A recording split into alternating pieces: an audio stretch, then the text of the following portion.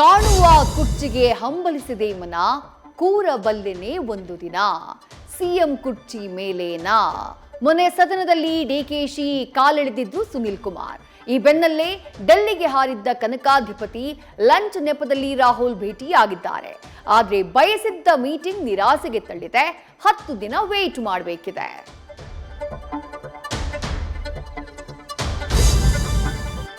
ಎಗಾಸ್ ಮೊಟ್ಟೆಗಳು ಕ್ಯಾನ್ಸರ್ ಕಾರಕ. ರಾಜ್ಯಾದ್ಯಂತ ಇಂಥದ್ದೊಂದು ವದಂತಿ ದೊಡ್ಡದಾಗಿ ಹಬ್ಬಿದೆ. ಈಗ ಎಗ್ ಪರೀಕ್ಷೆಗೆ ಆರೋಗ್ಯ ಇಲಾಖೆ ಮುಂದಾಗಿದೆ.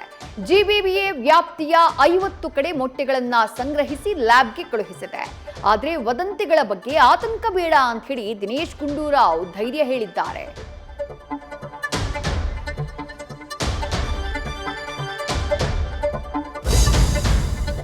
ಮಧ್ಯ ಕರ್ನಾಟಕದ ದಣಿವರಿಯದ ಧಣಿ, ಬಡವರ ದನಿ, ನೇರ ನುಡಿಯ ಮಿತಭಾಷಿ, ದಾವಣಗೆರೆಯ ಮುಕುಟಮಣಿ ಮರೆಯಾಗಿದೆ. ಬಂಗಾರದ ಮನುಷ್ಯನ ಅಗಲಿಕೆಗೆ ಬೆಣ್ಣಿನಗರಿ ಜನ ಬಿಕ್ಕಿದ್ರು. ವೀರಶೈವ ಲಿಂಗಾಯತ ಸಂಪ್ರದಾಯ ಮತ್ತು ಸಕಲ ಸರ್ಕಾರಿ ಗೌರವಗಳೊಂದಿಗೆ ಅಂತ್ಯಕ್ರಿಯೆ ನೆರವೇರಿತು.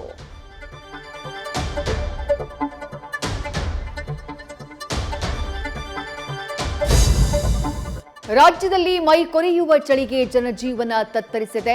ಉತ್ತರ ಕರ್ನಾಟಕ ಭಾಗದಲ್ಲಿ ಮುಂದಿನ 2 ದಿನ ಶೀತಗಾಳಿ ಬೀಸಲಿದ್ದು ಆರೆಂಜ್ ಅಲರ್ಟ್ ಎಚ್ಚರಿಕೆಯನ್ನ ನೀಡಲಾಗಿದೆ. ಇತ್ತ ದೆಹಲಿಯಲ್ಲಿ ಏರ್ ಕ್ವಾಲಿಟಿ ಅತ್ಯಂತ ಗಂಭೀರ ಮಟ್ಟಕ್ಕೆ ತಲುಪಿದೆ. ಅದರ ಎಫೆಕ್ಟ್ ಸುಪ್ರೀಂ ಕೋರ್ಟ್ ಸಂಸತ್ ಕಲಾಪಕ್ಕೂ ತಟ್ಟಿದೆ.